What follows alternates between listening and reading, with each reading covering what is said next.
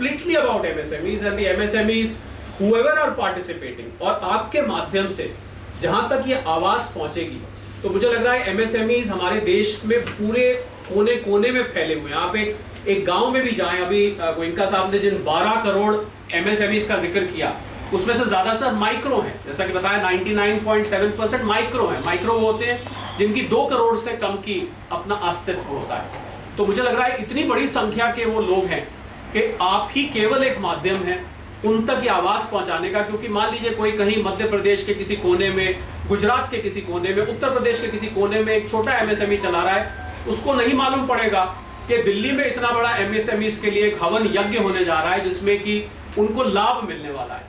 तो मुझे लग रहा है केवल और केवल आप ही वो आवाज हैं जो कि इसको देश के कोने कोने तक पहुंचा सकते हैं, जहां उनको पता लगेगा कि वो आगे आए।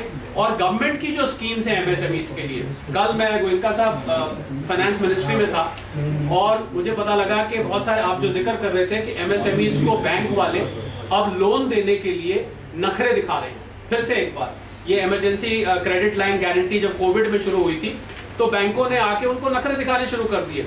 फाइनेंस मिनिस्ट्री से स्पेशल डायरेक्टिव गया है बैंकों को कि भैया, उसने कहा जी NPS बहुत हो रही है, ये लोग पैसे लेके भाग जाते हैं। देखिए किस तरीके से बदनाम किया जाता है। और जब फिगर्स निकल के आई तो 2,42,000 करोड़ जो इमरजेंसी क्रेडिट लाइन गारंटी में कोविड में डिसबर्स किया गया, उसमें से केवल और केवल 5% NPS थे, केवल 5%। और ये भी उस हालात में जबकि कोविड में बिजनेसेस बंद होने की कगार पर आ गए। तो आई थिंक NPA का सिर्फ 5% हम हैं और 95% 5% बड़ी मछली है। 5% जो बड़ी मछलियां उन्होंने 95% देना है। बिल्कुल बिल्कुल। और 95% लोगों ने 5% देना है। ये डिलेमा है। We are the most honest borrowers. आज बैंक वाले जो हैं वो गवर्नमेंट जाए करती रहे, पर आज वो उनको MSME अकाउंट इसलिए चाहिए कि यहाँ से रिकवरी हो जाए। सर हम लोग आत्महत्या शर्म से कर लेते हैं, इस दिन बैंक वाला कोई ढूंढी हमारे घर के बाहर पीट देता है। ये लोग शर्म छोड़ दीजिए, बड़ों को क्या परवाह है। वो 6,000 करोड़ को 10,000 करोड़ लेके भाग गया। हम लोग तो मतलब 1 करोड़ देना होता है, उसकी ढूंढी पीट देते हैं हमारी और हम आत्महत्या कर लेते हैं। हमें क्लिपिंग भी नहीं मिलती है। किसान आत्महत्या कर ले, सारी पॉलिटिकल पार्टियां विलाप करती है, मर गया जी, मार दिया। और हम भी हमारे भाई भी करते हैं, हमें कोई क्लिपिंग नहीं मिलती, हम लोग साइड में रहते हैं। ये थोड़ी सी हमारा दर्द है कि भाई हमें भी लेवल प्लेइंग फील्ड दो। मैं गारंटी करता हूँ, मैंने इतने प्रोग्राम किए विभिन्न एसोसिएशनों, वो यही कहते हैं जी हमारी 45 दिन में पेमेंट करवा दो, हम सब बैंकों के कर्जे जो लिए हैं वो भी वापस कर दें, हमें नहीं चाहिए, हम सेल्फ सफिशिएंट हैं। पर सर हमारी क्या होता है, 45 दिन की टर्म भी बन गई है, वो चेक बना के दराज में रख लेते हैं। क्यों? हमें ऑर्डर चाहिए, हमारी ताकत नहीं है कि हम उनको मना कर सकें। पहले अभी भी सर 100 दिन हमारी पेमेंट नहीं होती, फिर हमें अपनी बीवी के गहने रख के। आजकल आप देखो गोल्ड लोन की कितनी दुकानें खोल गई हैं। पहले मैंने देखा नहीं था, पहले शर्म होती थी गोल्ड लोन की, अब इतनी खुल गई हैं कि क्या करें। छोटे छोटे लोगों को बीवी बच्चों के गहने दे के सरकार कह रही है बैंकों को लोन दो, पर बैंक सर कुछ अभी भी नहीं दे रहे। मैं आपको भी कहना चाहता हूँ, आप लोगों का सहयोग जरूर चाहिए। हम तो अपनी जो लड़ाई है वो लड़ ही रहे हैं, पर सर मैं गारंटी करता हूँ, मैं दावे से कह रहा हूँ कि अगर जो सुविधाएं चाइना के MSME को सरकार दे रही है, उसके 25% भी अगर हमें दे दें, हम 10 साल के अंदर अंदर चाइना के सारी दुनिया को पिछाड़ देंगे ट्रेड एंड इंडस्ट्री में। But the good thing is that government has now recognized that if this country has to become third largest in the world as far as an economy is concerned, जो अभी मोदी जी ने यही पास में प्रगति मैदान में जो घोषणा करी कि मुझे आप तीसरे टर्म में लाइए, मैं दुनिया की तीसरी सबसे बड़ी अर्थव्यवस्था भारत को बना दूंगा बिना MSMEs के। ये सपना नहीं हो सकता और मुझे लग रहा है वही काम MSME डेवलपमेंट फोरम कर रहा है। एंड हमारा आप सबको आह्वान है कि आप उस कॉन्फ्रेंस में आइए, 3 दिन आप वहाँ बिताइए, आप एक्सपोजिशन में घूमिए, आप कॉन्फ्रेंस का हिस्सा बनिए, आप और जिस तरीके से मंत्रीगण ने अपनी स्वीकृति दी है उससे साफ नजर आ रहा है कि गोयनका साहब की तो रैपो है ही है प्रधानमंत्री जी के साथ पर्सनली भी, पर वो लोग वाकई में चाहते हैं कि ये एमएसएमई सेक्टर अब निकलकर आगे आए, because without this MSME sector coming forward India can never dream of becoming the third largest economy in the world, and I think this is getting increasing. तो I think we will have to open for questions. मैं आपको सिर्फ एक तो प्रदर्शनी लगेगी, exhibition लगेगी, जिसमें एक हमारा B2B एरिया होगा, जो विदेशों से आए, इधर उधर से आए, उनके B2B जो प्रदर्शनी का भाग ले रहे हैं, जो एग्जिबिट कर रहे हैं, उनके B2B मीटिंगें होंगी। पर एक सबसे बड़ा उसका जो हमारा विंग है वो है कन्वेंशन, समिट्स एंड कॉन्फ्रेंस।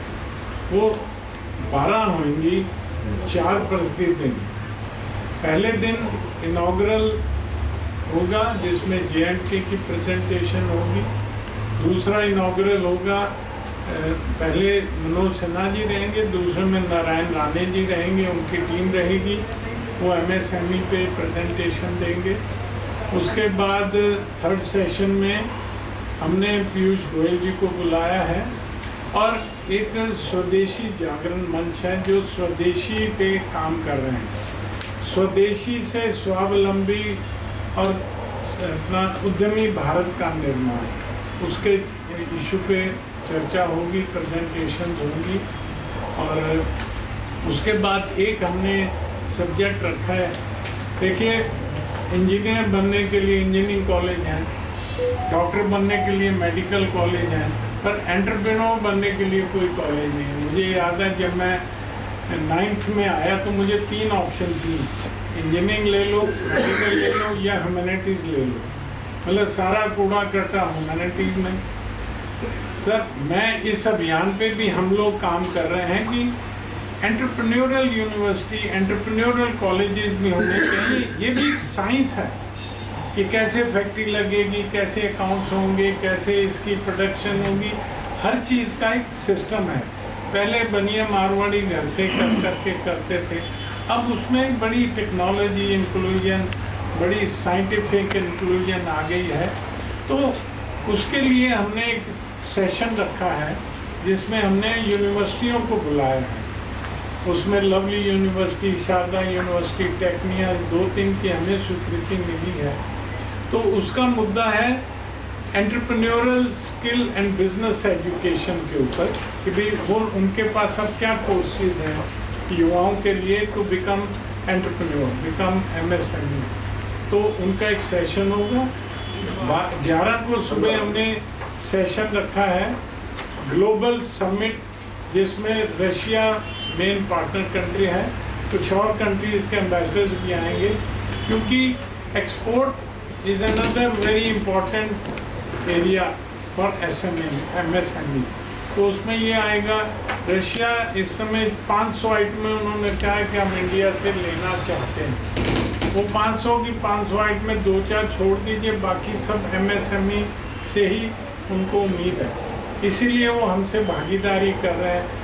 हमें उन्होंने रशिया 12 दिन हमने लगाए अब पिछले दिनों रशिया, उनकी 6-7 जो बड़ी बड़ी ऑर्गेनाइजेशन थी उन्होंने हमारे साथ MOU किए, उनके जो रीजन्स हैं उन्होंने MOUs किए, because they want to grow.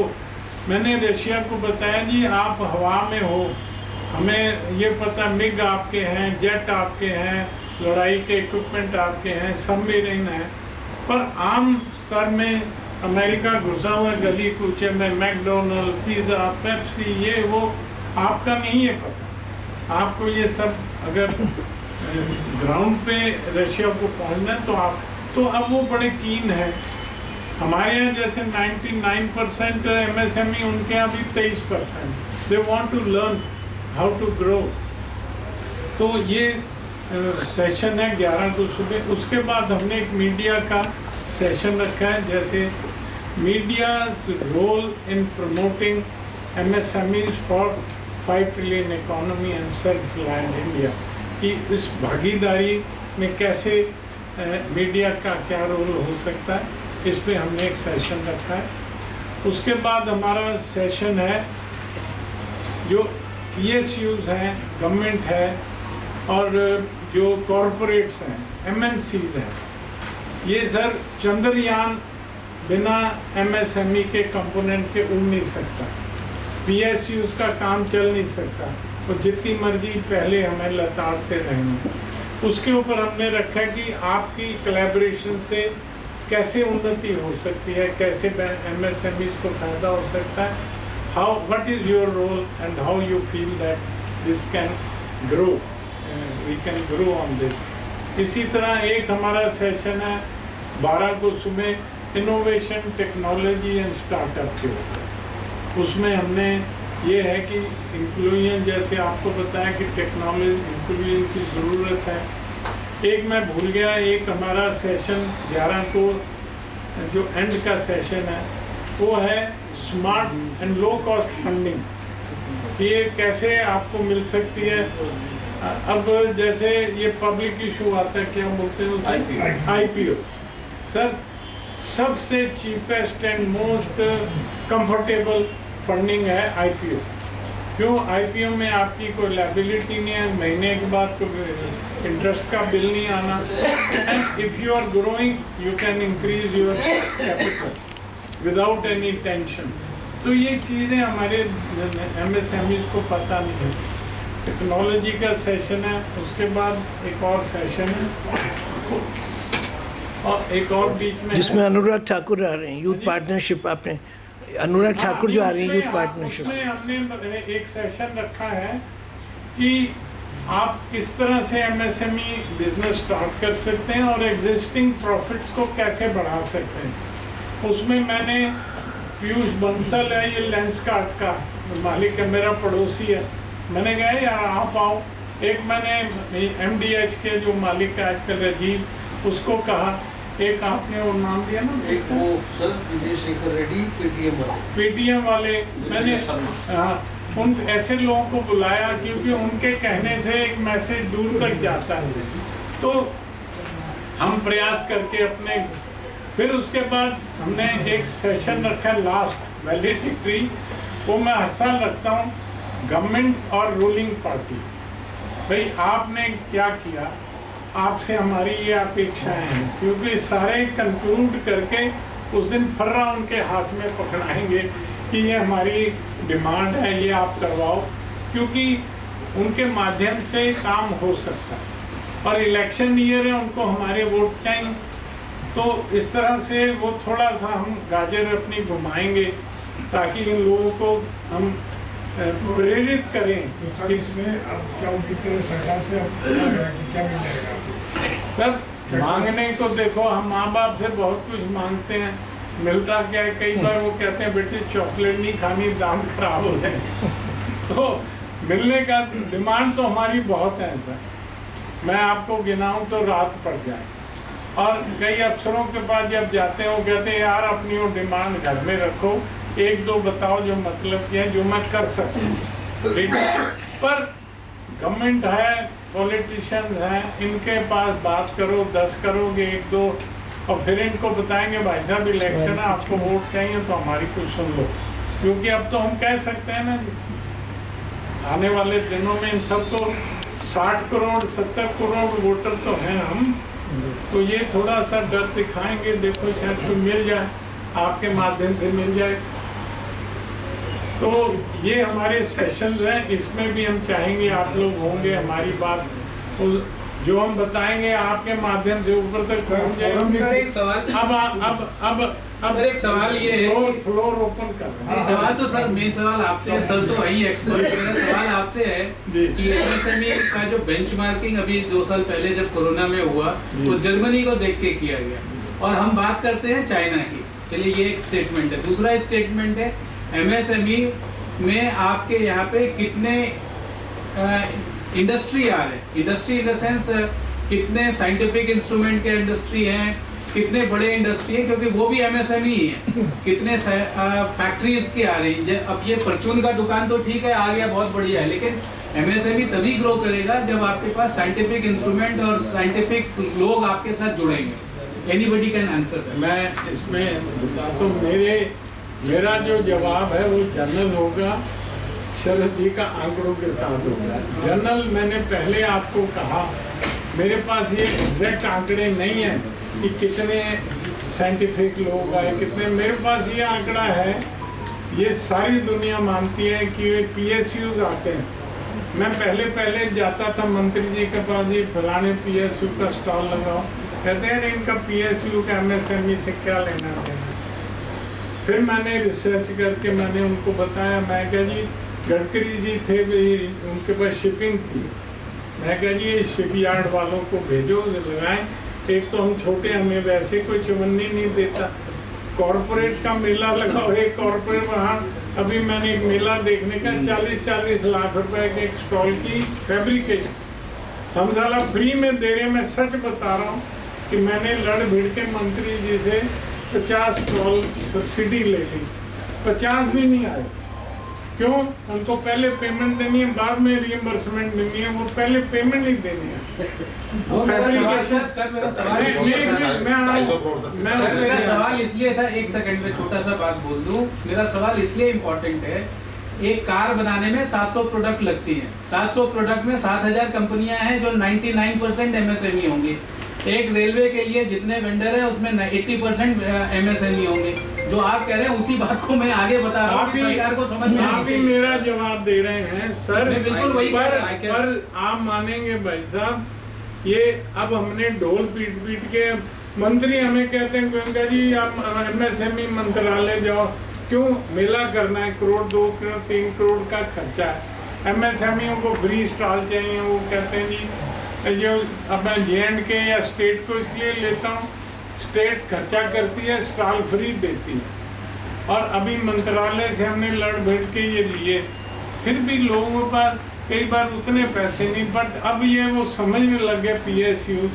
मैंने जो आपको कहा ना, हमारा एक स्लोगन है चरखे से चंद्रयान, हमारी इंडस्ट्री स्मॉल से शुरू हुई चरखे से, अब चंद्रयान आप बता रहे हैं कि कंपोनेंट हमारे बिना तो उड़ेगा नहीं। शिपिंग PSUs आए, पहले बात आए वो गडकरी जी कहने का है, रेलवे